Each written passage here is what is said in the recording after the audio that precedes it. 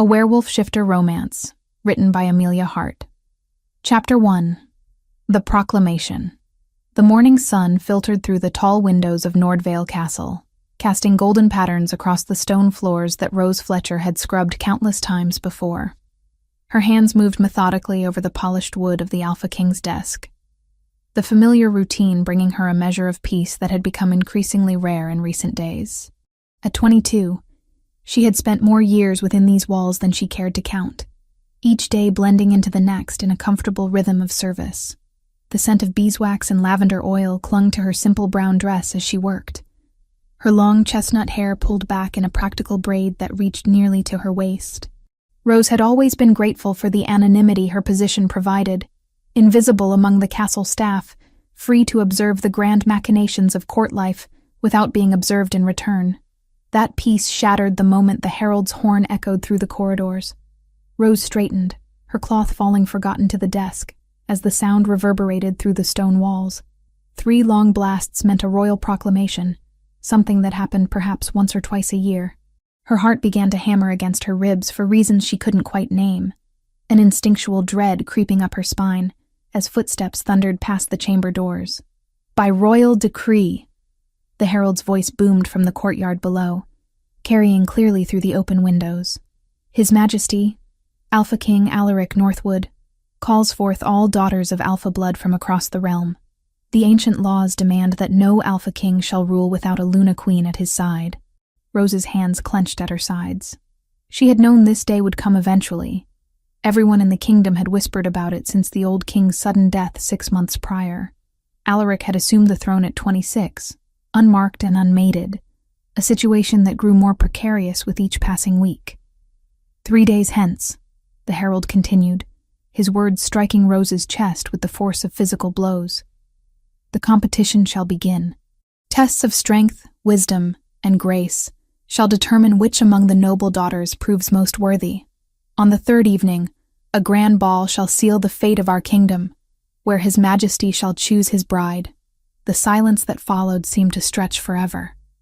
Rose found herself frozen in place, staring blindly at the papers scattered across Alaric's desk.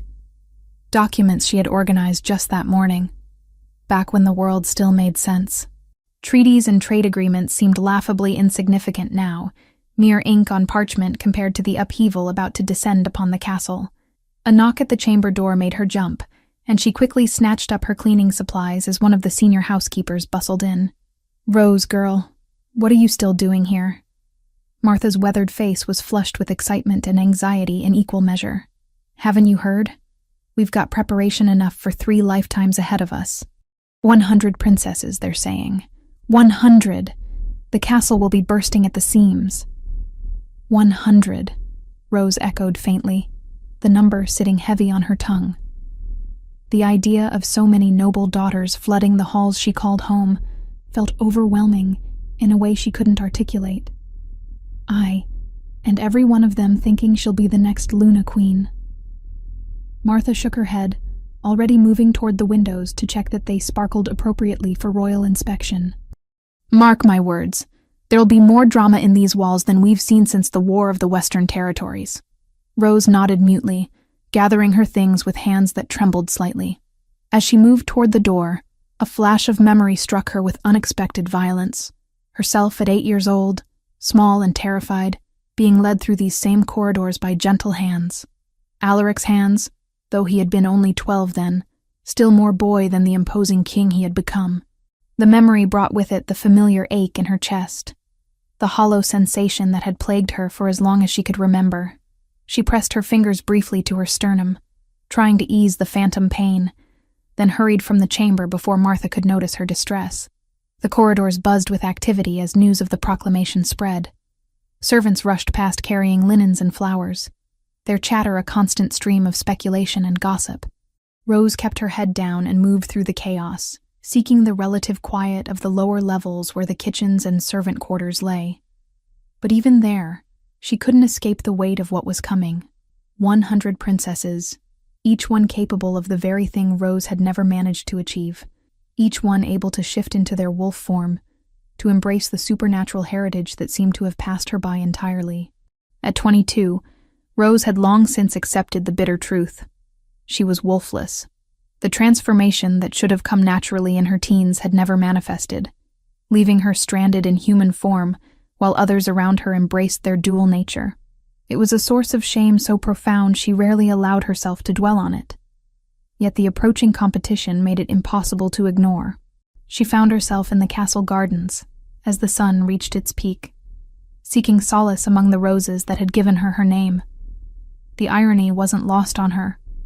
Flowers were beautiful, but they were also fragile, unable to defend themselves when winter came.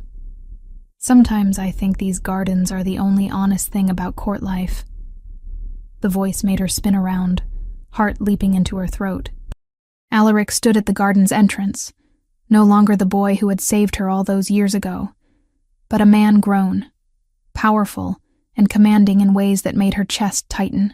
His dark hair caught the sunlight, revealing the silver threads that had appeared since he'd taken the crown, premature markers of the burdens he carried. But it was his eyes that held her captive, the same warm brown that had haunted her dreams since childhood. They were studying her with an intensity that made her want to flee and stay in equal measure. "Your Majesty," she managed, dropping into a curtsy that felt clumsy and inadequate. "I didn't realize you were... I should go. You must have preparations." "Rose." Her name on his lips stopped her mid-sentence. "You don't need to run from me." The gentleness in his voice was almost her undoing. This was the boy who had found her broken and bleeding, who had whispered reassurances while she recovered from horrors too great for a child to bear.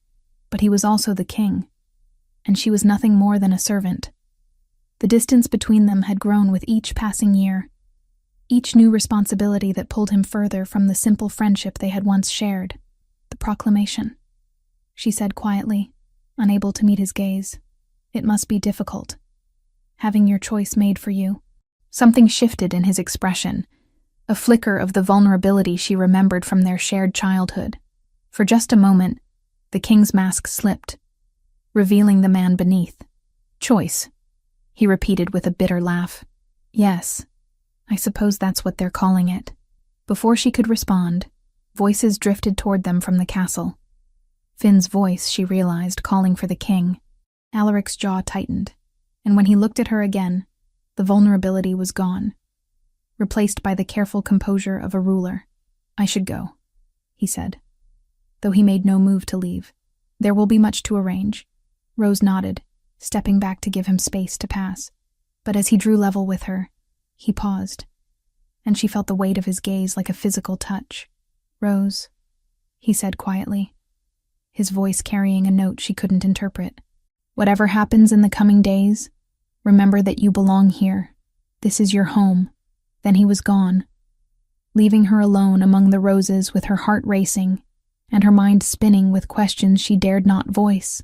The afternoon sun seemed suddenly too bright, the garden walls too confining. She pressed her palms to her cheeks, feeling the heat that had nothing to do with the weather and everything to do with the way her king had looked at her. In the distance, she could hear the first carriages arriving, the sound of horses and voices that meant her quiet world was about to be shattered forever. 100 princesses, each one everything she was not, each one a potential future she could never claim. The ache in her chest deepened, and for the first time in years, Rose found herself wondering what it would feel like to transform, to embrace a heritage that seemed forever beyond her reach. The longing was so sharp it left her breathless, a reminder of all the ways she would never be enough. As the sun began to sink toward the horizon, casting long shadows across the garden, Rose Fletcher stood among her namesake flowers and tried to prepare herself for the competition that would change everything, even if she would only be watching from the sidelines. Chapter 2. First Blood. The first day of competition dawned with a crispness that seemed to mirror the tension crackling through Nordvale Castle. Rose Fletcher moved through the servant corridors like a ghost, her arms laden with fresh linens for the guest chambers that now housed the realm's most eligible daughters. Each footstep echoed her growing sense of displacement in what had once been her sanctuary. The great hall had been transformed overnight into an arena of sorts, with raised platforms and viewing galleries that allowed the court to observe the trials. Rose found herself assigned to serve refreshments to the noble observers, a task that placed her directly in the path of events she would have preferred to avoid entirely. Princess Evangeline de Ravenmore commanded attention the moment she entered the hall, her platinum hair gleaming like spun silver in the morning light. At 24, she possessed the kind of calculated beauty that spoke of careful breeding and ruthless ambition. Rose noticed how the other princesses seemed to orbit around her, drawn by some invisible magnetism that had little to do with friendship and everything to do with power. "The strength trials will test your ability to maintain control under pressure," Master Harold announced from his position beside the throne, where King Alaric sat in silent observation. "Combat, archery, and mounted warfare, each discipline essential for a Luna Queen who may one day need to defend her realm." Rose positioned herself near the refreshment table, her brown eyes fixed on the unfolding spectacle with a mixture of fascination and growing unease. The first princess to take the combat ring was a fierce warrior from the Eastern Territories, her movements fluid and deadly as she faced off against a seasoned guard. The clash of steel on steel rang through the hall, punctuated by the appreciative murmurs of the watching nobility. But it was the scent that hit Rose first, the sharp, metallic tang of barely controlled aggression mixed with something wilder, something that made her stomach clench with inexplicable dread. The princess's eyes had begun to glow with an inner fire, her canine teeth extending as her wolf rose closer to the surface. "Yield!" the guard called out, recognizing the signs of an impending shift. The princess snarled, beyond hearing now, lost in the red haze of battle fury. Her opponent stumbled backward, his training warring with his instinct for self-preservation as claws began to sprout from her fingertips. Rose watched in horror as the scene spiraled toward disaster. The other servants had frozen in place, their faces pale with fear, while the nobility leaned forward with the ghoulish fascination of spectators at a blood sport. Without conscious thought, Rose stepped forward. The movement drew the princess's attention like a magnet, those glowing eyes locking onto her with predatory intensity. Every instinct Rose possessed screamed at her to run, to hide, to make herself small and invisible as she had learned to do so many years ago. But between her and the enraged shifter stood two young serving girls, barely 14 years old, their faces white with terror. Something deep in Rose's chest stirred, a warmth that spread outward from her core, like liquid sunlight. Her vision sharpened with startling clarity. Every detail of the hall suddenly crystal clear. The grain of the wooden floors, the individual threads in the tapestries, the rapid heartbeats of everyone around her. Time seemed to slow as she grabbed both girls and hauled them behind the relative safety of a support pillar, her body moving with a speed and strength that should have been impossible. The princess slammed into the stone where they had been standing, her claws leaving deep gouges in the ancient masonry. "Enough!" King Alaric's voice cut through the chaos with the authority of absolute command. The princess froze mid-swipe, her wolf retreating so rapidly that she collapsed to her knees, gasping and disoriented. Rose found herself trembling against the pillar, her heart hammering so violently she thought it might burst from her chest. The strange warmth that had filled her was already fading, leaving behind a hollow ache and the terrible certainty that something fundamental had just shifted in her carefully ordered world. From across the hall, she felt the weight of Alaric's gaze like a physical touch. His brown eyes, so like her own, held a mixture of concern and something else, something that made her breath catch in her throat. Recognition, perhaps, or the beginning of understanding. "Lady Miriam will be escorted to her chambers to recover," Harold announced smoothly, his diplomatic training allowing him to gloss over the incident with practiced ease. "Perhaps we might adjourn for refreshments before continuing with the archery trials." The hall erupted into nervous chatter as nobles processed what they had witnessed. Rose used the distraction to slip away, her legs unsteady as she made her way toward the servants' quarters. But she hadn't gone far when a hand touched her shoulder, gentle but insistent. "Rose." Finn Ashcroft's weathered face was creased with concern, his brown eyes kind but worried. "His Majesty would like a word." Her stomach dropped. "I didn't mean to interfere. The girls were in danger and I couldn't—" "Peace," Finn said quietly, guiding her toward a small antechamber off the main hall. "You're not in trouble." But what happened back there? That wasn't normal human reflexes. Rose's mouth went dry. She had feared this moment for so long. The possibility that someone might notice the strange incidents that had been increasing in frequency over the past months. Moments when her senses seemed sharper. When her body moved faster than it should. When something wild and foreign stirred in the depths of her chest. "I don't know what you mean," she whispered, but the lie felt heavy on her tongue. Finn studied her with the shrewd gaze of a man who had served as beta to 2 kings. "Have you spoken to Master Harold about your condition?"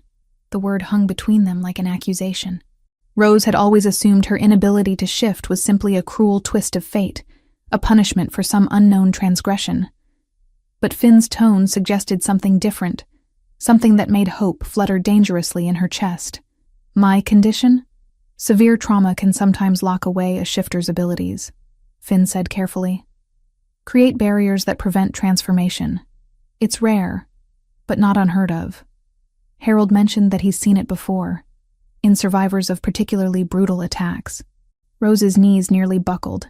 The possibility that she wasn't truly wolfless, that there might be a reason for her failures, was almost too overwhelming to process. "But I've tried so many times. Every full moon, every moment of stress or anger. Nothing ever happens, because your wolf is protecting you," a new voice said from the doorway. Master Harold entered the chamber, his weathered face grave with understanding. "She's been shielding you from memories too painful to bear, keeping herself locked away until you're strong enough to handle the truth of what you are." The old counselor's words hit Rose like physical blows, each one reshaping her understanding of herself in ways that left her reeling. What truth? But before Harold could answer, commotion erupted from the main hall.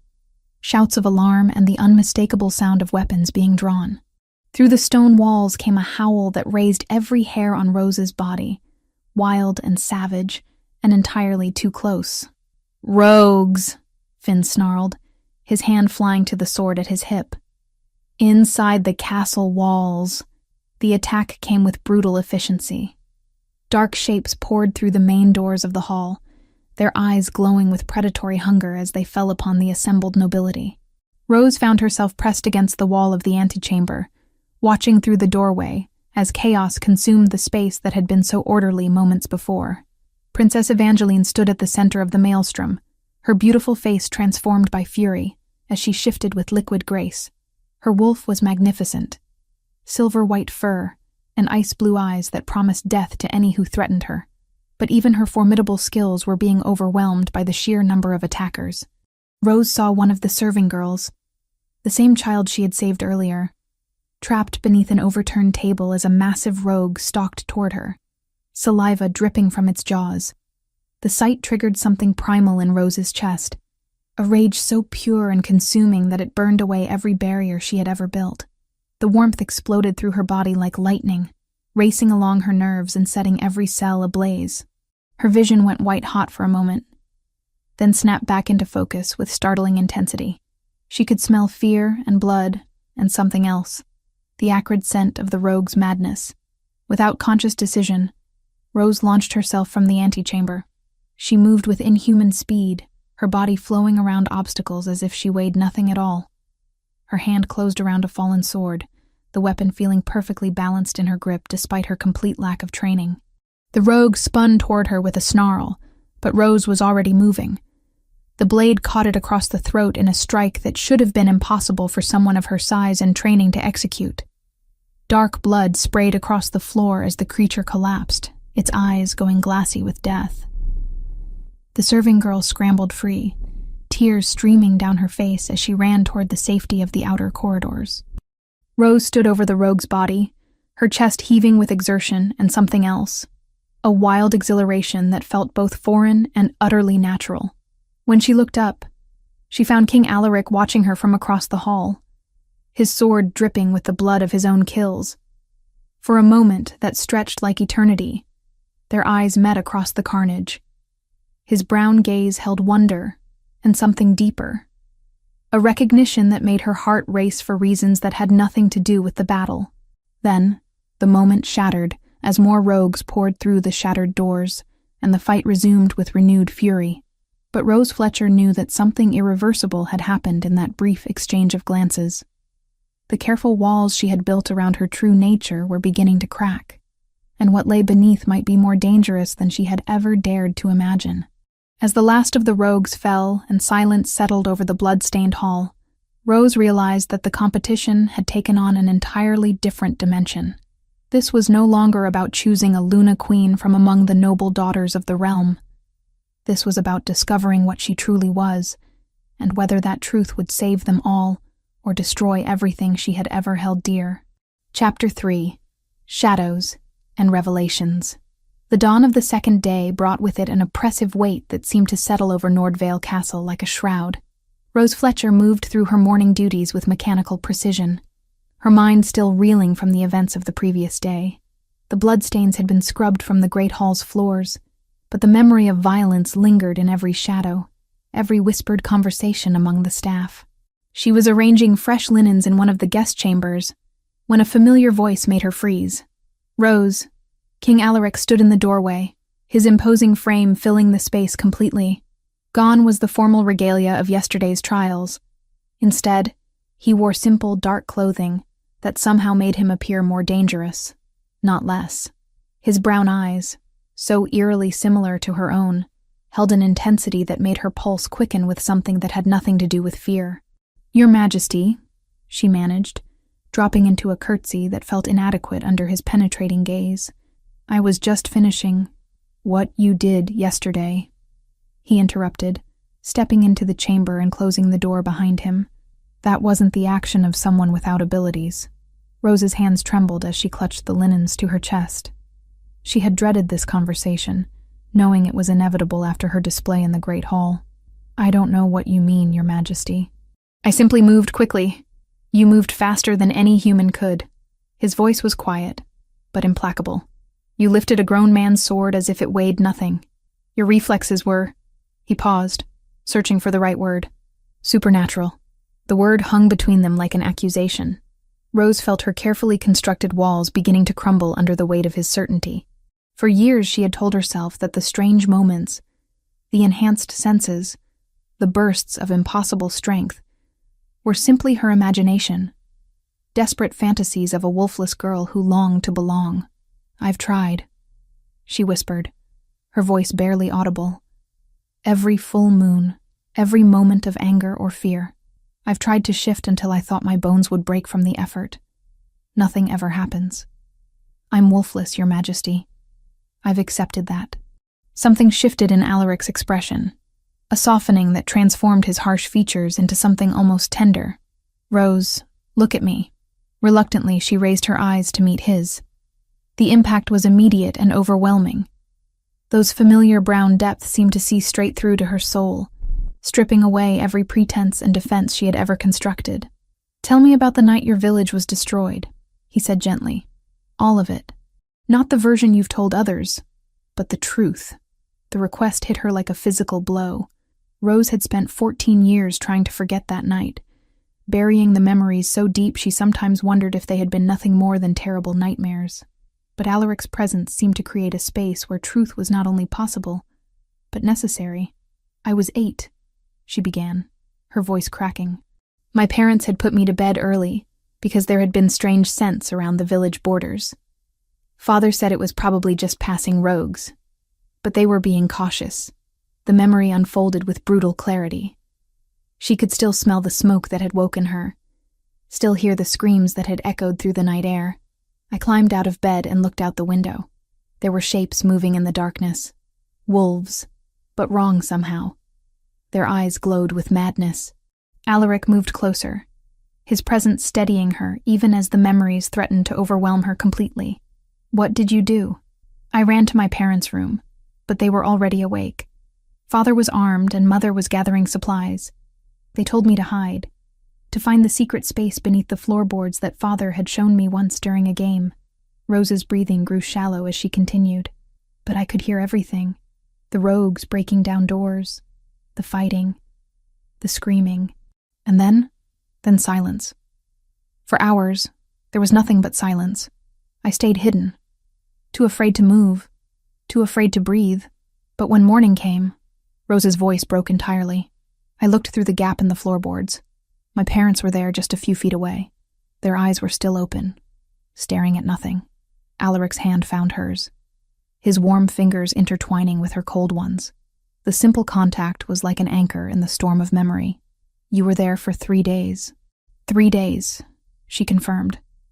Listening for sounds of other survivors, waiting for the rogues to return. Something inside me died during those 3 days, Your Majesty. Whatever spark makes a shifter able to transform, it was extinguished by fear. No, Alaric said firmly. It wasn't extinguished. It was protected. Before Rose could ask what he meant, a sharp knock interrupted them. Finn Ashcroft entered without waiting for permission, his weathered face grim with purpose. "We have a problem," the beta announced. "Princess Evangeline has been making unauthorized visits to the royal archives. My contacts report she's been asking questions about bloodlines and succession laws, ancient ones." Alaric released Rose's hand, his expression hardening into the mask of kingship once more. What kind of questions? The kind that suggest she knows more about certain lineages than she should. Finn's gaze flicked to Rose meaningfully. She's also been seen in conversation with individuals who don't appear on any official guest lists. Mercenaries by the look of them. A chill ran down Rose's spine. The idea that one of the princesses was actively plotting felt surreal, like something from a dark fairy tale rather than reality. "Double the guard rotations," Alaric commanded, "and have Master Harold meet me in my study within the hour. We need to understand what she's searching for." Finn nodded and departed, leaving Rose alone with her king once more. But the intimate atmosphere had been shattered by the intrusion of politics and danger.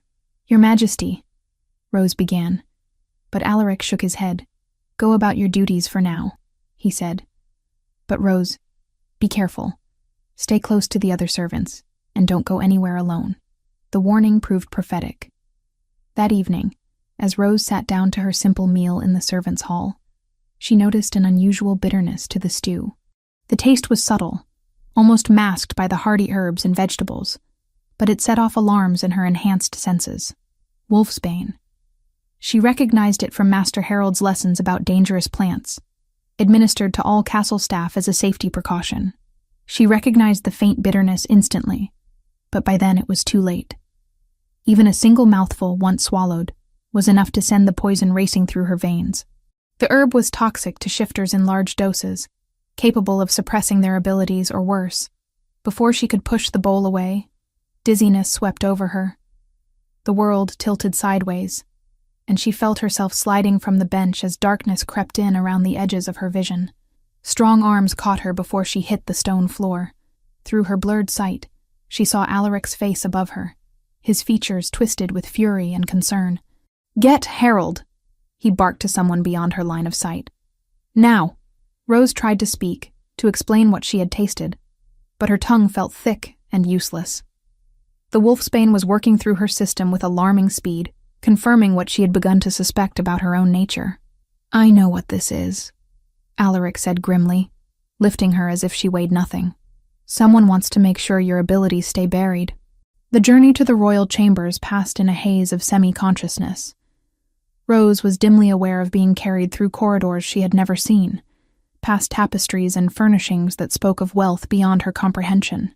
When Alaric finally laid her on what felt like the softest bed in existence, she struggled to focus on his face. "The security measures I put in place after yesterday's attack caught something interesting," he said, his voice tight with controlled anger. "Princess Evangeline was seen near the kitchens earlier this evening. She won't be able to deny her involvement." Master Harold appeared at the bedside, his weathered hands gentle as he examined Rose's dilated pupils and rapid pulse. "Wolfsbane poisoning," he confirmed, "but the fact that it's affecting her so strongly suggests what we suspected is true." "What?" Rose managed to whisper. Harold's ancient eyes were kind but serious as he met her gaze. Signs of the Luna bloodline should have been clear: heightened senses, unnatural resilience. But your childhood trauma buried them so deeply that even the elders could not see.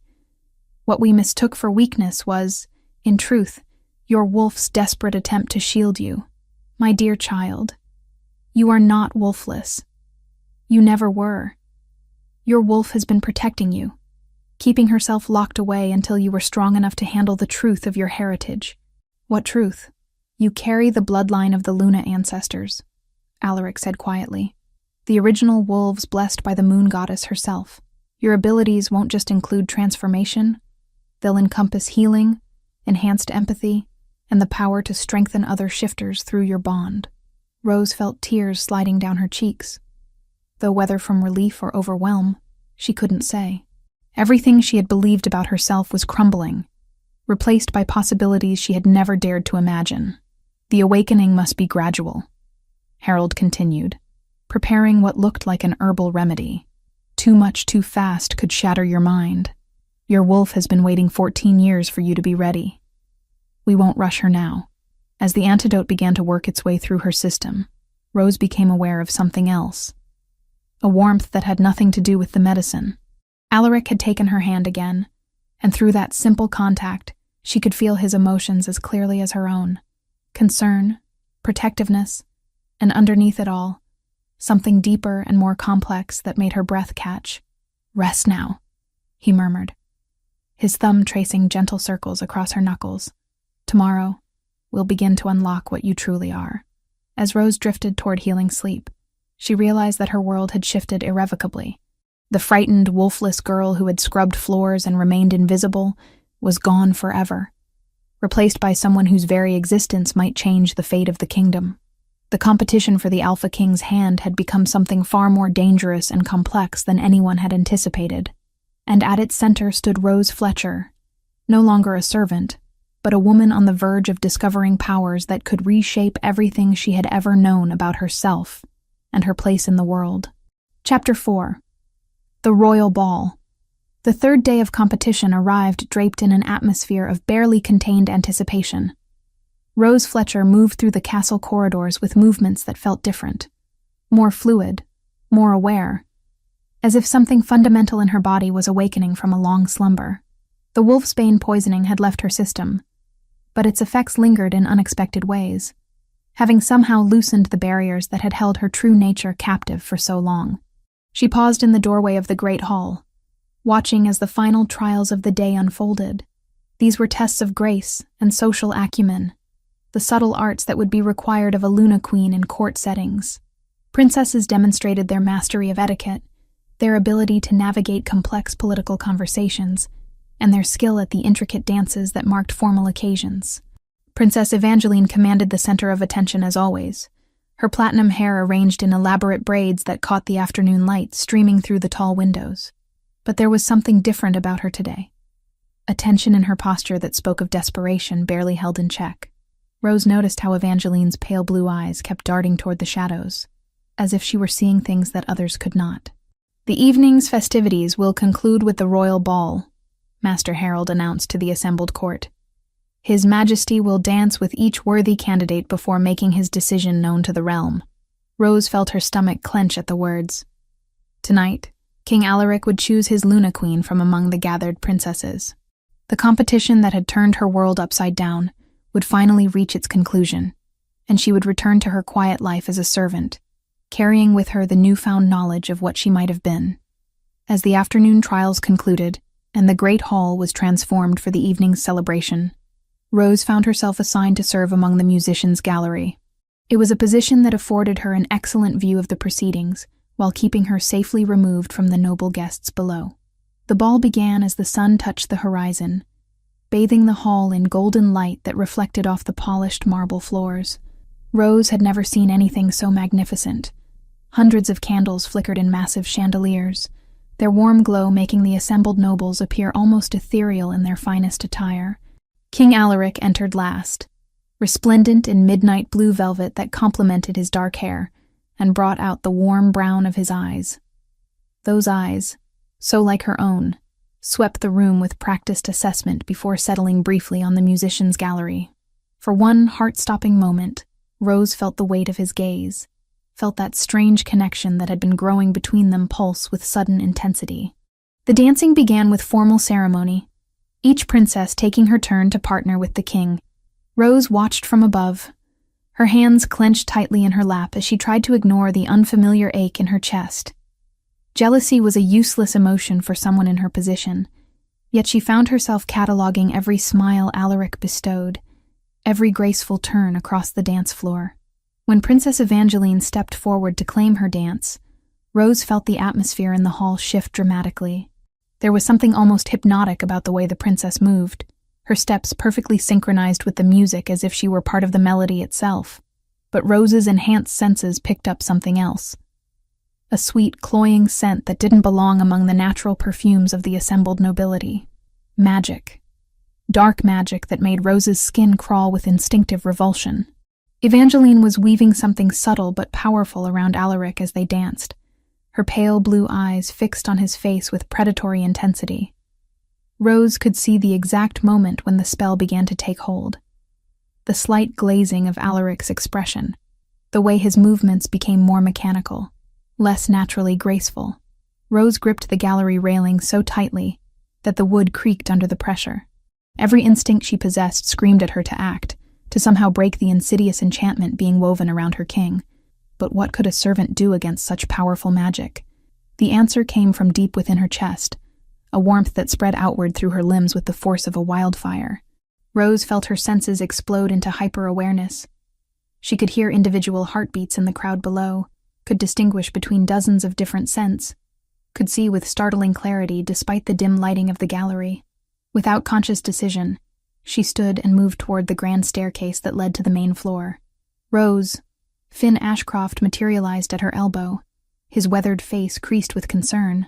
"What are you doing?" "She's using magic on him," Rose whispered, her voice tight with barely contained fury. "I can smell it. Dark magic, wrong magic. She's trying to control him." Finn's expression darkened as he followed her gaze to the dancing couple below. "I can sense it too, now that you've pointed it out. But Rose, you can't simply walk onto the ballroom floor. You're not—" "I know what I am," Rose interrupted, surprised by the steel in her own voice. "Or rather, I know what I'm not. I'm not going to stand here and watch while she steals his free will." Before Finn could stop her, Rose was moving down the staircase with fluid grace that would have been impossible just days before. The enhanced awareness flowing through her body made every step perfect, every movement instinctively calculated for maximum effect. The crowd parted before her as if she belonged there, nobles stepping aside with expressions of confusion and growing interest. Rose barely noticed them. Her entire focus was fixed on the dancing couple at the center of the hall and the sickly sweet magic that surrounded them. She reached the edge of the dance floor just as the music reached a crescendo. Evangeline's magic was at its strongest now, weaving visible tendrils of shadow around Alaric's head that made Rose's enhanced vision swim with nausea. "Your Majesty!" Rose called out, her voice carrying clearly across the sudden silence that had fallen over the ballroom.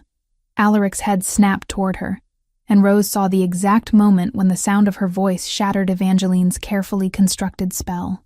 His brown eyes cleared, confusion and then recognition flickering across his features as he focused on her face. Rose. Her name on his lips sounded like a prayer, like salvation, like coming home. Evangeline snarled, her beautiful face contorting with rage as her magic dissipated into harmless wisps. "How dare you interrupt?" "I believe," Alaric said quietly, his voice carrying the full weight of royal authority, "that I would like to dance with Rose." The gasps that rippled through the assembled nobility were audible even over the musicians, who had stumbled to a halt in their confusion. Rose felt every eye in the hall fixed upon her, felt the weight of judgment and shock and disbelief pressing down like a physical force. But none of it mattered when Alaric stepped away from Evangeline and extended his hand toward her. Rose took it without hesitation, her fingers sliding against his with a rightness that made her heart race. The moment their skin made contact, she felt something shift inside her chest. A barrier cracking, a door opening, a part of herself awakening that had slept for far too long. The music began again, tentatively at first, then with growing confidence as the musicians recognized their king's unspoken command. Alaric led Rose into the center of the ballroom, his hand warm and steady at her waist, his brown eyes never leaving her face. "You saved me," he murmured as they began to move together with natural synchronization. Her magic was strong, but your voice cut through it like a blade. Rose felt herself falling into the rhythm of the dance, her body responding to his lead with an ease that should have been impossible for someone without formal training. I couldn't let her hurt you. I couldn't stand by and watch. Why? The question was barely a whisper, meant only for her ears. Rose looked up into those familiar brown eyes, so like her own, so warm and understanding, and felt the last of her defenses crumble. Because you matter to me, more than my position, more than propriety, more than fear of what others might think. Something blazed in Alaric's expression, an intensity that made Rose's knees weak and her breath catch in her throat. As they turned together across the polished floor, she felt that strange warmth in her chest expand, spreading through her limbs with tingling awareness. Her senses sharpened beyond anything she had experienced before. She could hear the rapid beating of Alaric's heart, could smell the unique scent that was purely him, could see every fleck of gold in his brown eyes. The world around them seemed to slow and crystallize, every detail etched with perfect clarity. And then she felt it. The first stirring of something wild and powerful deep in her chest. Not quite a transformation. Not yet. But the promise of one. The whisper of claws beneath her fingernails. The faint elongation of her canine teeth. The preternatural grace that suddenly informed her every movement. Rose was no longer wolfless. She never had been. The realization hit her with such force that she stumbled, but Alaric's strong arms kept her upright, kept her anchored as her world shifted around them. I can feel her, Rose whispered in wonder. My wolf. She's there. She's been there all along. Alaric's smile was brilliant with pride, and something deeper, something that made her heart stutter in her chest. I know. I can sense her too. But their moment of revelation was shattered by a shriek of pure rage from across the ballroom. Evangeline stood at the edge of the dance floor, her beautiful face transformed by fury, her pale blue eyes blazing with malevolent power. You think you can steal what's mine? She snarled, dark magic beginning to coalesce around her like storm clouds. I won't let some servant girl ruin everything I've worked for. Shadow magic erupted from Evangeline's hands in deadly tendrils that raced across the ballroom floor toward Rose. The assembled nobles screamed and scattered, but there was nowhere to run in the enclosed space. Alaric spun Rose behind him, his own power rising to meet the threat. But Rose knew with sudden certainty that he wouldn't be fast enough. The magic was too strong, too focused, too full of years of accumulated hatred and ambition. Time seemed to slow as the shadowy attack bore down upon them. Rose felt her wolf surge upward in response, felt power she had never imagined flow through her body like molten gold. She stepped around Alaric's protective form and raised her hands, not knowing what she intended to do, but trusting in the instincts that were finally awakening. Light exploded from her palms, pure golden radiance that met Evangeline's shadows head-on and consumed them utterly. The clash of opposing magics sent shockwaves through the hall, shattering windows and extinguishing half the candles in their chandeliers. When the light faded and Rose's vision cleared, she found herself standing in a circle of awed silence, her hands still glowing faintly with residual power. Evangeline lay unconscious on the floor, her magic spent and her beautiful face peaceful for the first time since Rose had known her. "Arrest her," Alaric commanded, his voice carrying absolute authority. "Princess Evangeline de Ravenmore stands accused of using forbidden magic against the crown and attempting to assault a citizen of this realm." As guards moved to secure the unconscious princess, Rose swayed on her feet, the sudden absence of power leaving her drained and disoriented. But once again, Alaric was there to catch her, his arms strong and sure around her trembling form. "It's over," he murmured against her hair. "You're safe. We're both safe." Rose looked up into his beloved face and saw her future written there, not as a servant, but as something she had never dared to dream she could become. The competition for the Alpha King's bride had ended in a way no one could have predicted. And Rose Fletcher, the girl who had thought herself wolfless and worthless, stood at the center of it all with power, singing through her veins and love blooming in her heart. Chapter 5. The Weight of Truth. The aftermath of the royal ball descended upon Nordvale Castle like a suffocating shroud. Rose Fletcher found herself confined to a small chamber in the eastern wing, Not quite a prisoner, but certainly no longer free to move about the castle as she pleased. The events of the previous evening felt surreal in the harsh light of dawn. Had she really stood before the assembled nobility and wielded power beyond her understanding? Had she truly danced in the arms of her king while every eye in the realm watched in stunned disbelief? The answer came with the sound of heavy footsteps in the corridor outside her door, followed by voices raised in heated debate. Through the thick stone walls, Rose could make out fragments of conversation that made her stomach clench with growing dread. "Witchcraft," one voice declared with righteous indignation. What else could explain such a display? A servant girl defeating a princess with forbidden magic? She has no noble blood. Another added, no training in the arts of war or statecraft. Yet she wielded power that made the very stones tremble. It defies all natural law. Rose pressed her back against the cold stone wall, her enhanced hearing picking up every damning word. The fear in their voices was unmistakable, but underneath it lay something far more dangerous, the kind of superstitious hatred that had led to witch burnings in darker times.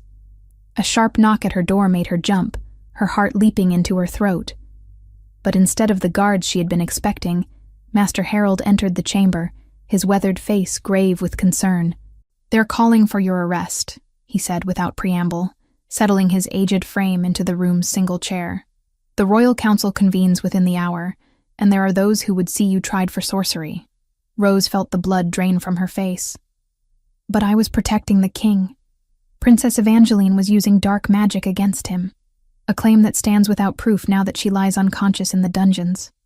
Harold interrupted gently. "Her magic dissipated when your power struck her. There are no traces left to examine, no evidence beyond your word." The injustice of it hit Rose like a physical blow. She had risked everything to save Alaric from Evangeline's insidious spell, only to find herself accused of the very crime she had sought to prevent. "What does His Majesty say?" she asked, though part of her feared the answer.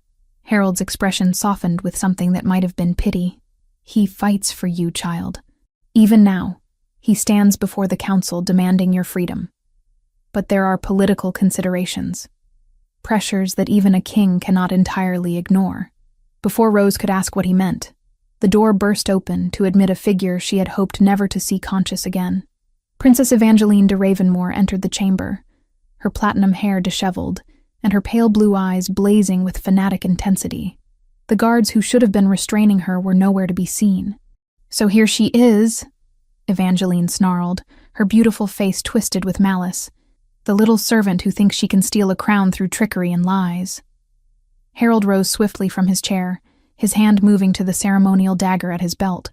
"Princess, you should be in custody. How did you escape?" Evangeline laughed, the sound sharp and brittle. "I didn't escape, old man. I was released on the orders of certain council members who understand the truth of what happened last night." Rose felt ice forming in her veins. If Evangeline had allies among the nobility, allies powerful enough to override the king's direct orders, then the situation was far worse than she had imagined. "You have no proof of your accusations," Harold said firmly, though Rose could sense the uncertainty beneath his words. "The king himself witnessed. The king is bewitched." Evangeline cut him off savagely. "Can't you see it?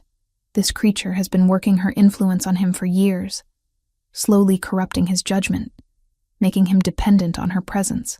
Last night was simply the culmination of her long campaign to steal the throne." The princess stepped closer to Rose, her eyes glowing with an inner fire that spoke of magic barely contained. "But I know what you really are, servant girl. I know about your bloodline, your cursed heritage. The archives hold records of your family, practitioners of the old magic, the forbidden arts that nearly destroyed the realm centuries ago." Rose's breath caught in her throat.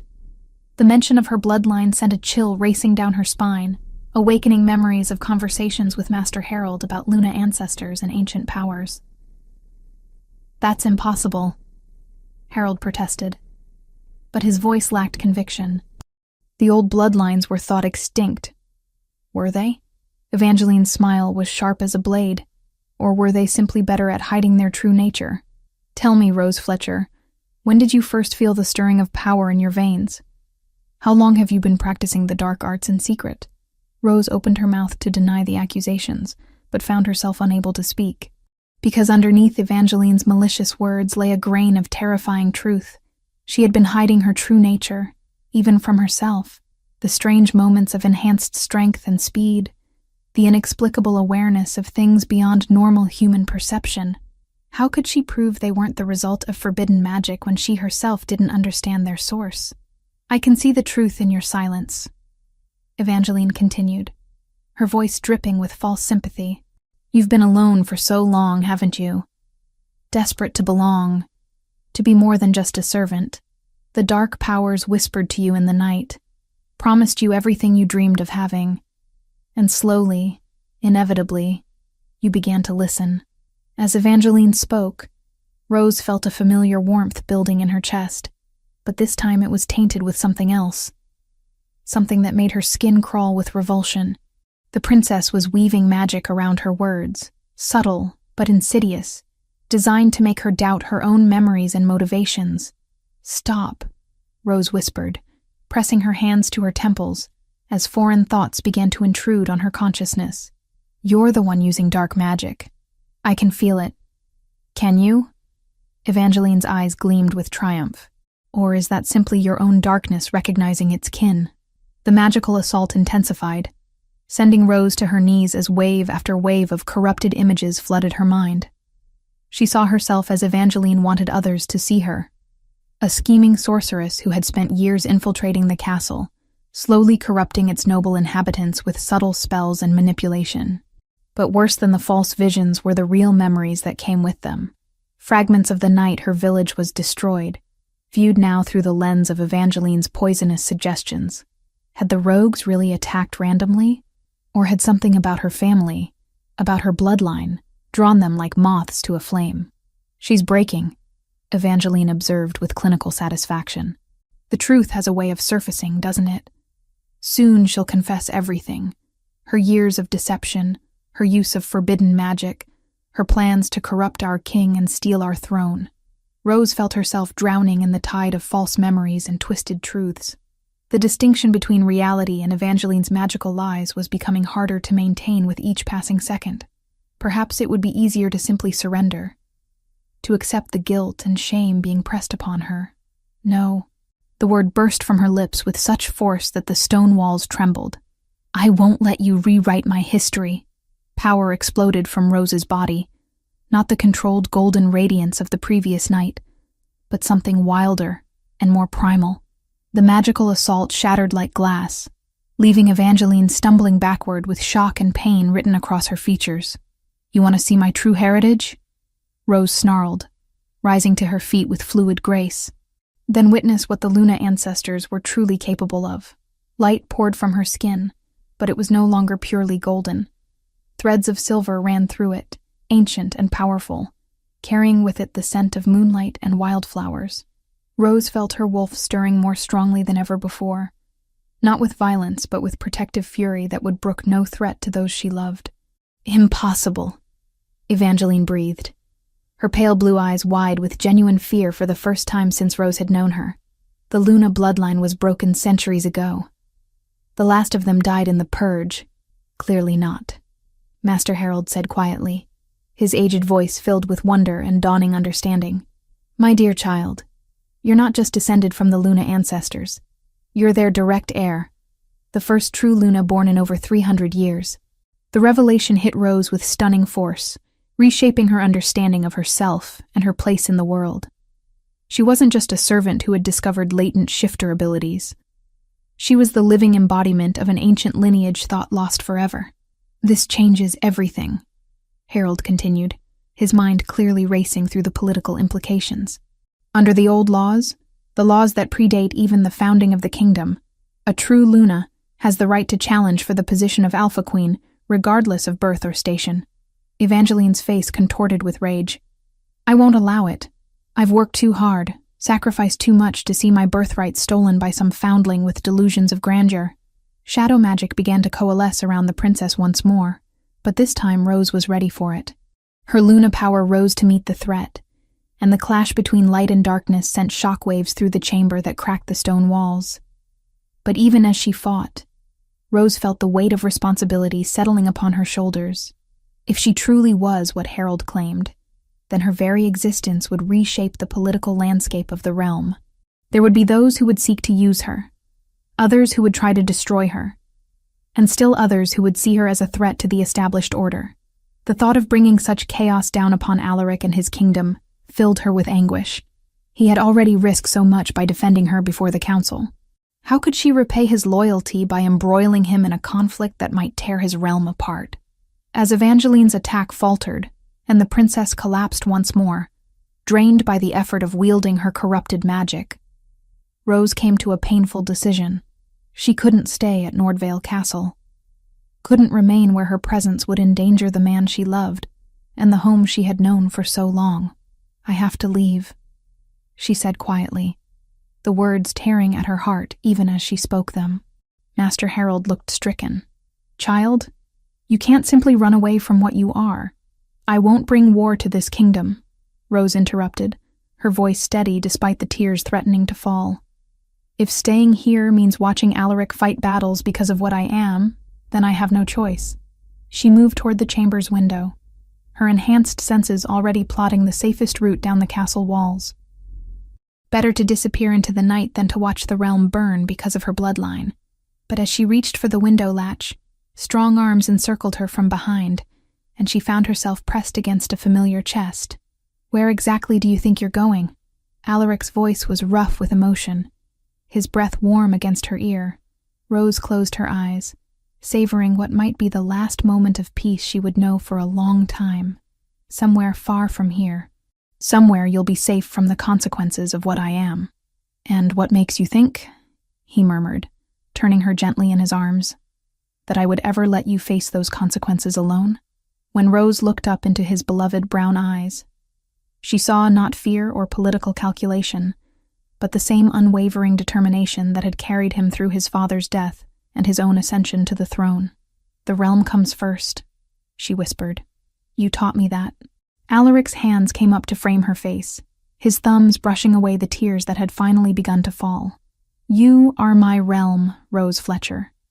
Without you, all the rest is just empty stone and meaningless ceremony." The admission broke something loose in Rose's chest, and she found herself rising on her toes to press her lips against his, in a kiss that tasted of desperation and hope in equal measure. For a moment that stretched like eternity, there was nothing but the two of them and the love that had been growing between them for years. When they finally broke apart, Rose could see her future written in Alaric's eyes, not as a fugitive or a political liability, but as something she had never dared dream she could become. "We'll face this together," he said simply. "Whatever comes, we'll meet it as one." Chapter 6. The First Transformation. 2 weeks had passed since the revelations in the castle chamber, and Rose Fletcher found herself in a world transformed beyond recognition. No longer was she confined to servant quarters or relegated to invisible tasks. Instead, she occupied a suite of rooms in the royal wing, with Master Harold as her personal tutor, and King Alaric as her devoted guide through the complexities of her awakening powers. The training sessions took place in a secluded grove beyond the castle walls, where ancient stones formed a natural circle that seemed to hum with residual magic. Each morning, Rose practiced the delicate art of calling forth her wolf, coaxing the wild spirit that had hidden so long in the depths of her soul. "Feel the moonlight in your veins," Alaric instructed, his own wolf form magnificent beside her, a massive creature of midnight fur and golden eyes that radiated alpha authority. "Don't force the change. Invite it." Rose closed her eyes, breathing deeply as she reached inward toward the presence that had grown stronger each day. Her wolf was there, patient and powerful, no longer cowering from memories of blood and death, but stirring with eager anticipation. The familiar warmth spread through her chest. But this time Rose didn't fight it or fear it. She embraced it completely. The transformation began slowly, a tingling in her fingertips that spread up her arms with liquid fire. Her bones stretched and reformed without pain, her muscles flowing like water as they reshaped themselves. When she opened her eyes, the world had exploded into vivid clarity. Every scent distinct, every sound crystal clear. every blade of grass visible in perfect detail. She looked down at her paws. Not the silver she had expected, but pure gold that seemed to capture and reflect the sunlight. Her fur was longer than most wolves, silky and radiant, marking her unmistakably as something beyond ordinary shifter blood. Magnificent, Alaric breathed, shifting back to human form to study her with wonder-filled eyes. You're not just Luna-descended, Rose. You're the first true Luna Queen born in centuries. The title should have overwhelmed her, but instead Rose felt a deep sense of rightness, as if she had finally stepped into a role she was always meant to fill. When she shifted back to human form, the change was seamless, controlled, nothing like the violent struggle she had always imagined. That afternoon, formal documents arrived from the Royal Council. After extensive deliberation and consultation with ancient texts, they had reached their unanimous decision. Rose Fletcher, now acknowledged as Lady Rosalind of the Luna bloodline, was to be recognized as a legitimate candidate for the position of Luna Queen, with all the rights and privileges that status entailed. But their moment of triumph was short-lived. A commotion in the Great Hall drew them from their private celebration, where they found an unexpected visitor waiting with barely contained impatience. Lord Magnus Greywood was a distant relation of the royal line, a man whose political ambitions had long been frustrated by his remote position in the succession. His presence at court was highly unusual, and immediately suspicious. "Your Majesty," he said with a bow that managed to be both respectful and condescending, "I come bearing disturbing news from the Eastern Territories. Word of your unconventional choice for Luna Queen has reached certain ears. There are those who question whether someone so recently emerged from obscurity can truly possess the qualifications necessary for such a vital position." Rose felt Alaric's anger spike, but her own response surprised her with its calm certainty. "What exactly are you suggesting, Lord Magnus?" The nobleman's smile was sharp as winter frost. "I invoke the ancient right of challenge, Lady Rosalind. Not combat, of course. That would be beneath the dignity of potential royalty. Instead, I propose a test of leadership. Prove that you possess the wisdom and strength necessary to guide this realm in times of crisis." Before anyone could object, Finn burst into the hall with urgent news that made Magnus's challenge seem prophetically timed. "Your Majesty, we've received word from Millhaven. The eastern village has been attacked by rogues. Heavy casualties reported, survivors trapped in the ruins." Rose felt ice form in her veins. Millhaven, she knew that name from her childhood, remembered her parents mentioning it as a trading partner to their own village. The parallels were too obvious to ignore, too perfectly designed to test her deepest fears. "I'll lead a rescue party immediately," Alaric declared, but Rose placed a gentle hand on his arm. "No," she said quietly, her voice carrying new authority. "This is my test to face. Lord Magnus wants to see if I can lead in crisis, then let me prove it." The journey to Millhaven took them through forests that grew increasingly familiar as they traveled east. Rose rode at the head of a small group of volunteers, her enhanced senses alert for any sign of the rogues that had wreaked such devastation. But as they crested the final hill and the village came into view, her breath caught in her throat. The destruction was eerily similar to what she remembered from her own childhood. Buildings burned, debris scattered, the acrid scent of violence hanging heavy in the air. For a moment, Rose felt 14 years melt away, and she was 8 years old again, hiding beneath floorboards while monsters destroyed everything she loved. But then she heard it, a child's cry from somewhere in the ruins. All thoughts of her own trauma vanished as Rose spurred her horse forward, leaping from the saddle before the animal had fully stopped. Her wolf senses guided her through the wreckage to where a young girl, perhaps 6 years old, crouched in the remains of what had once been a home. "It's all right," Rose murmured, approaching slowly with her hands visible. "I'm here to help." The child looked up with eyes wide with terror and hope in equal measure. "Mama and Papa won't wake up," she whispered. "The monsters came and they won't wake up." Rose's heart clenched, but this time the pain was different. Not the helpless anguish of her own childhood, but the fierce protectiveness of someone with the power to make a difference. She gathered the little girl into her arms, feeling Luna power flow through her hands to ease the child's physical hurts and calm her emotional trauma. "My name is Rose," she said gently, "and I promise you, The monsters won't hurt you again." Over the next hours, Rose worked with quiet efficiency to organize the rescue efforts. She used her Luna abilities to locate survivors trapped beneath debris, to heal the wounded with golden light that flowed from her palms, and to comfort the traumatized with a presence that radiated safety and hope. But most importantly, she made decisions. Swift, clear choices about resource allocation, evacuation priorities, and temporary shelter arrangements. Each choice felt natural, instinctive, as if she had been preparing for this moment her entire life. When the immediate crisis had passed and the survivors were safely settled in a makeshift camp, Rose found herself standing at the edge of the ruins with Alaric beside her. "You were remarkable," he said quietly. "I've never seen leadership so natural, so intuitive. You turned a disaster into a rescue, trauma into healing." Rose looked back at the camp, where children who had lost everything were now laughing around carefully tended fires, where adults who had faced death were already making plans to rebuild. "I understand their pain," she said simply. "But more than that, I understand that pain doesn't have to be the end of the story. It can be the beginning of something stronger." The realization hit her with stunning force. Her own trauma, the nightmares that had haunted her for years, the fear that had kept her wolf locked away, all of it had prepared her for this moment. She hadn't just survived her childhood horror.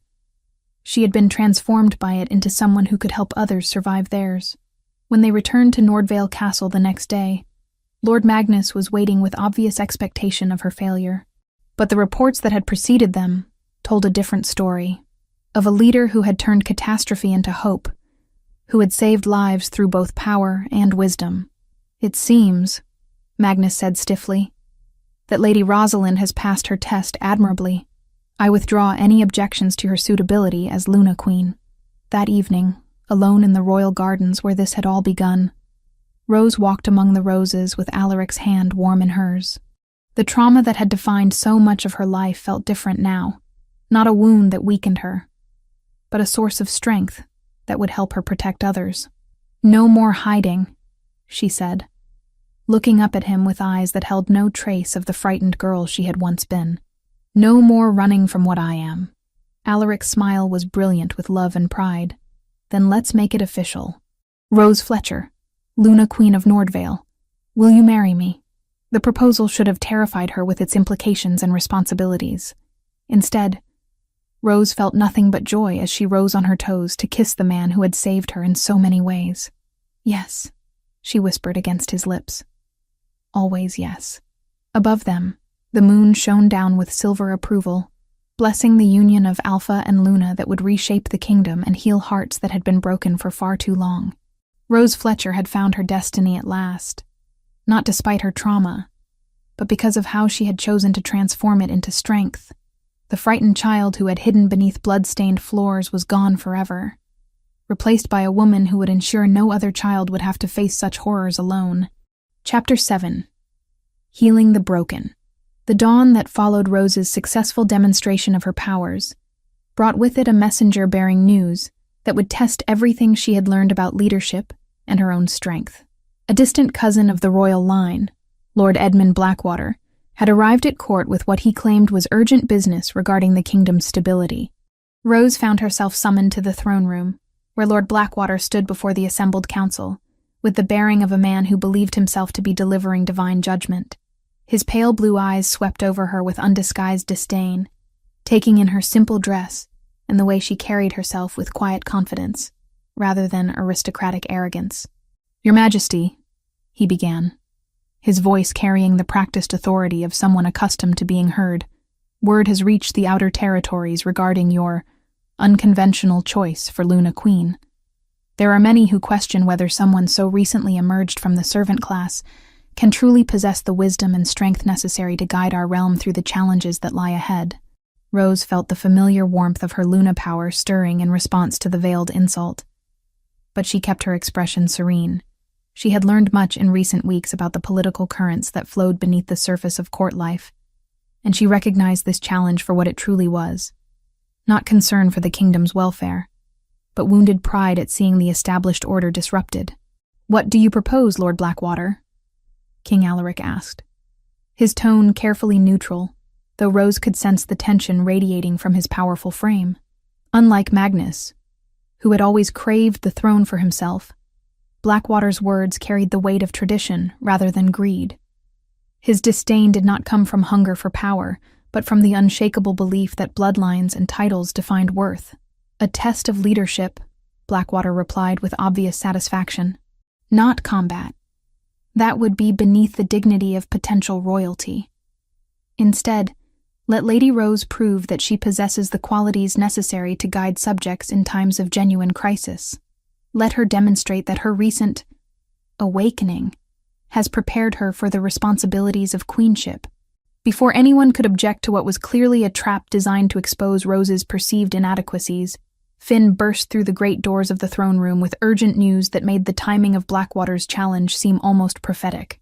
"Your Majesty," he called out, his weathered face grim with concern.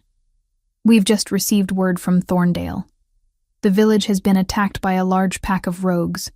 There are casualties, survivors trapped in the ruins, and the local militia has been overwhelmed." Rose felt ice form in her veins at the news. The description was horrifyingly familiar, awakening memories she had spent years trying to bury. But this time, she had the power to change the outcome. "I'll lead a rescue party immediately," Alaric declared, rising from his throne with the fluid grace of a man accustomed to action. "No," Rose said quietly, her voice carrying a new authority that surprised even her. "This is exactly the kind of test Lord Blackwater believes I should face. Let me prove that I can lead in crisis." Millhaven had tested her heart. Thorndale, she quickly realized, would test her mind. This was no longer about saving a handful of survivors.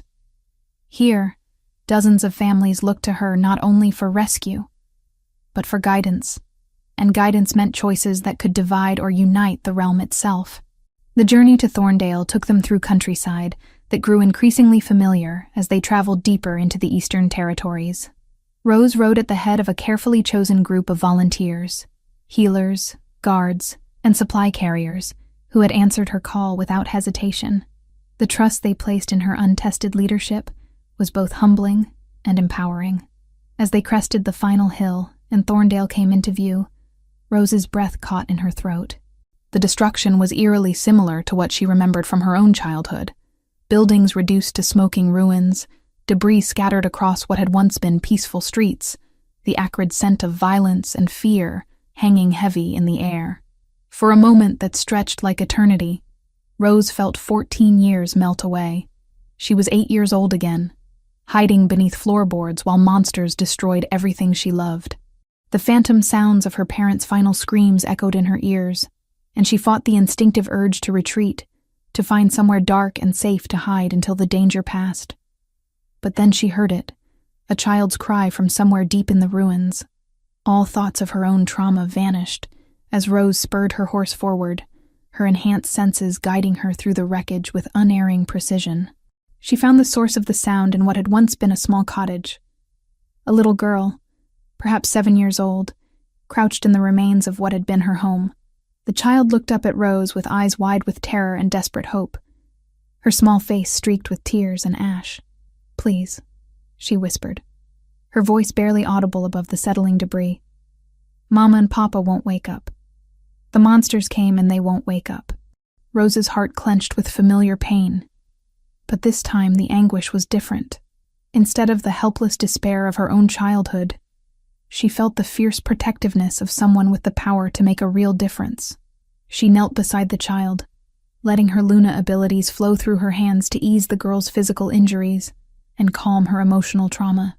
"My name is Rose," she said gently, gathering the little one into her arms. "And I promise you, the monsters won't hurt you anymore. You're safe now." Over the following hours, Rose worked with quiet efficiency that surprised even her most devoted supporters. She used her enhanced senses to locate survivors trapped beneath collapsed buildings, directing rescue efforts with an intuition that seemed to anticipate problems before they arose. Her Luna power flowed freely, healing the wounded with golden light that brought hope to even the most desperate situations. But more than her supernatural abilities, it was Rose's natural leadership that transformed chaos into organized relief efforts. She made swift, clear decisions about resource allocation and evacuation priorities, always keeping in mind both immediate needs and long-term consequences. Each choice felt instinctive, as if she had been preparing for this moment her entire life. When a group of survivors began arguing over the distribution of limited supplies, Rose stepped forward with calm authority. "Everyone will be cared for," she said, her voice carrying the absolute certainty of someone who would not be contradicted. "But those with the greatest need come first. The injured, the elderly, the children. We are all part of the same community now, and we will act accordingly." The arguing ceased immediately, replaced by the kind of cooperation that comes when people recognize true leadership. Rose watched families who had lost everything begin to care for neighbors who had also suffered, creating bonds that would outlast the current crisis. As the sun began to set and the immediate emergency had passed, Rose stood at the edge of the temporary camp they had established, watching children who had lost their homes laugh around carefully tended fires, while adults who had faced death made plans to rebuild. "You were remarkable," Alaric said quietly, appearing at her side with the silent grace that had always characterized his movements. "I've never seen leadership so natural, so instinctive. You turned a disaster into a foundation for something stronger." Rose looked back at the bustling camp, where tragedy was already being transformed into hope. "I understand their pain," she said simply. "But more than that, I understand that pain doesn't have to be the end of the story. It can be the beginning of something better." The realization hit her with stunning force. Her own trauma, the nightmares that had haunted her for years, the fear that had kept her wolf locked away for so long. All of it had been preparing her for this moment. She hadn't just survived her childhood horror. She had been transformed by it into someone who could help others not merely survive, but thrive. When they returned to Nordvale Castle the following day, Lord Blackwater was waiting with obvious expectation of her failure written across his aristocratic features. But the reports that had preceded their return told a different story entirely, of a leader who had turned catastrophe into hope, who had saved lives through both supernatural power and very human wisdom. "It seems," Blackwater said stiffly, his tone making it clear that he found the outcome deeply disappointing, "that Lady Rose has passed her test admirably. I withdraw any objections to her suitability as Luna Queen." That evening, alone in the royal gardens where their relationship had first begun to change, Rose walked among her namesake flowers with Alaric's hand warm and steady in hers. The trauma that had defined so much of her early life felt different now. Not a wound that weakened her, but a source of strength that would help her protect others from similar suffering. "No more hiding," she said, looking up at him with eyes that held no trace of the frightened girl she had once been. "No more running from what I am or what I'm meant to become." Alaric's smile was brilliant with love and pride. "Then let's make it official, once and for all." He stopped walking and turned to face her fully, his brown eyes serious with intention. "Rose Fletcher, Luna Queen of Nordvale, will you marry me?"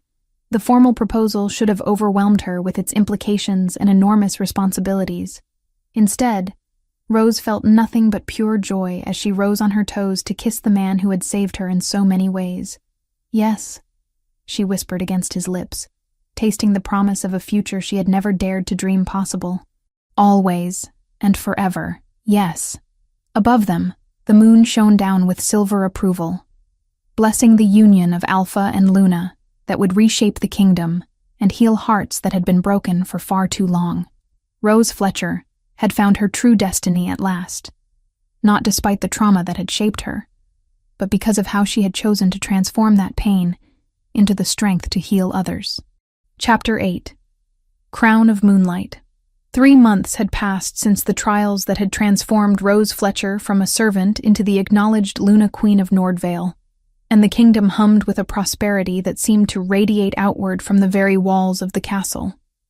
The autumn air was crisp with promise, as representatives from every corner of the realm gathered for what would be remembered as the most significant coronation in living memory. Rose stood before the great mirror in her chambers, hardly recognizing the woman who gazed back at her. The simple brown dress of her servant days had been replaced by a gown of midnight blue silk that seemed to capture and reflect starlight in its depths. Her chestnut hair, once pulled back in a practical braid, now fell in loose waves around her shoulders, held in place by a circlet of silver that would soon be replaced by something far more significant. "You look magnificent," Princess Evangeline said softly from the doorway, her voice carrying none of the venom that had once characterized every interaction between them. Rose turned to face her former rival, noting with satisfaction the healthy color that had returned to Evangeline's cheeks. The months of healing had not been easy. Evangeline had endured rituals to purge the shadow magic, long nights where her screams echoed through the healer's halls, and endless hours of reflection forced upon her by Master Harold. What stood before Rose now was not sudden redemption, but a woman tempered by suffering and remorse. The shadow magic that had corrupted her for so long had been purged through months of careful healing, revealing the intelligent, compassionate woman who had been trapped beneath layers of familial manipulation and dark influence. "Thank you," Rose replied genuinely. "And thank you for staying. I know it couldn't have been easy, facing the court after everything that happened." Evangeline's smile was rueful, but genuine. "You could have had me executed for what I did, what my family's legacy drove me to do. Instead, you offered healing and redemption. How could I do anything but stay and help rebuild what we nearly destroyed?" The transformation in Evangeline was perhaps the most visible symbol of the changes that had swept through Nordvale under Rose's gentle but firm guidance. The princess had chosen to dedicate her knowledge of shadow magic to healing others who had been corrupted by similar dark influences, working alongside the kingdom's healers to develop new treatments for magical ailments. A knock at the chamber door interrupted their conversation, and Martha, the senior housekeeper who had watched Rose grow from a traumatized child into a queen, entered with tears of pride glistening in her eyes. "Your Majesty," she said, the title still sounding strange but wonderful on her lips. "It's time." The great cathedral of Nordvale had been transformed for the occasion, its soaring arches decorated with cascades of white roses and silver ribbons that caught the light streaming through stained glass windows. Every seat was filled with nobles, merchants, farmers, and craftspeople, a deliberate choice by Rose to ensure that her coronation included representatives from every level of society. Rose walked down the aisle with measured steps, her hand resting lightly on King Alaric's arm as he escorted her toward the altar where Master Harold waited with the ancient crown of the Luna Queens. The weight of hundreds of watching eyes should have been overwhelming, but instead, Rose felt only a deep sense of rightness, as if she were finally stepping fully into the role she had been born to fill. When they reached the altar, Alaric turned to face her, his brown eyes warm with love and pride. "Are you ready for this?" he murmured, his voice for her ears alone. "I've been ready my whole life," Rose replied, surprised by the truth of the statement. "I just didn't know it until now." Master Harold stepped forward, his aged hands steady as he lifted the crown, an ancient circlet of silver and moonstone that had not been worn in over 3 centuries. "Lady Rosalind Fletcher," he intoned in a voice that carried clearly throughout the cathedral, "do you swear to protect the innocent, to heal the wounded, and to guide this realm with wisdom and compassion?" "I do," Rose replied, her voice ringing with absolute certainty. "Do you swear to use your gifts not for personal gain, but in service to all who call this kingdom home?" "I do." "Then by the power vested in me by crown and custom, and with the blessing of the moon goddess herself, I crown you Luna Queen of Nordvale, protector of the realm, and mate to our Alpha King." The moment the crown touched her head, Rose felt a surge of power unlike anything she had experienced before. Not the wild, uncontrolled energy of her early awakening, but something deeper and more profound, the accumulated strength of every Luna Queen who had come before her, channeled through the ancient silver and moonstone. Golden light erupted from her skin, bathing the entire cathedral in warm radiance that spoke of healing and hope. Every person present felt it, a touch of her Luna power that eased old aches, mended minor ailments, and filled hearts with renewed optimism for the future. The crowd erupted into cheers that seemed to shake the very foundations of the cathedral, but Rose barely heard them. All her attention was focused on Alaric as he stepped forward to claim the kiss that would seal their union before the realm. "My queen," he murmured against her lips, the words carrying the weight of absolute devotion. "My king," she replied, tasting the promise of a future they would build together. The celebration that followed lasted well into the night, with music and dancing that spilled from the castle into the streets of the capital city. Rose moved through the festivities with grace and warmth, speaking with farmers about crop yields, discussing trade concerns with merchants, and taking time to kneel beside children who had traveled great distances just for the chance to see their new queen. But perhaps the most meaningful moment came when she found herself face to face with several of the former princess contestants who had remained in the kingdom after finding their own matches among the noble houses. "Your Majesty," one of them said with a curtsy that held genuine respect rather than mere protocol, "we wanted to thank you for showing us that there are many different ways to find happiness. Some of us came here thinking we wanted a crown, only to discover we wanted something entirely different." Rose smiled, thinking of the announcements that had filled recent weeks. Engagements between former rivals who had discovered they were perfectly matched. Alliances formed between noble houses that would strengthen the entire realm, and new friendships that crossed old political boundaries. "The heart knows what it needs," Rose replied gently. "Sometimes we just have to be brave enough to listen." As the evening wore on and the formal festivities began to wind down, Rose stepped out onto a balcony that overlooked the moonlit gardens. The roses below were in their final bloom of the season, their perfume rising on the cool night air to mingle with the scent of approaching winter. Alaric joined her moments later, slipping his arms around her waist from behind as they stood together in comfortable silence. The sounds of celebration continued to drift up from the courtyard below, but here in their private moment, there was only peace. "I have news," Rose said softly, leaning back against his solid warmth. "Something I've been waiting for the right moment to share." She felt Alaric's attention sharpen with interest. "What kind of news?" Rose turned in his arms, her face glowing with joy that had nothing to do with her Luna powers. "The kind that means our kingdom will have an heir sooner than we expected." The words took a moment to register, but when they did, Alaric's face blazed with such happiness that Rose felt her own joy multiply tenfold. He lifted her off her feet and spun her around, both of them laughing with pure delight at the promise of the future growing within her. "How long have you known?" he asked, when he finally set her down, his hands moving protectively to rest against her still flat stomach. "Only a few days," Rose admitted. "I wanted to be certain before I told you. Our child will be the firstborn to a true Luna Queen in centuries. The implications alone will be handled when they need to be handled," Alaric said firmly. "Right now, I just want to celebrate the fact that we're going to be parents." Their moment of private joy was interrupted by the arrival of a messenger, his face grim, despite the celebration continuing around them. "Your Majesties," he said with urgent respect, "I bring word from the eastern borders. Scouts report unusual activity, large gatherings of nobles from the neighboring kingdoms.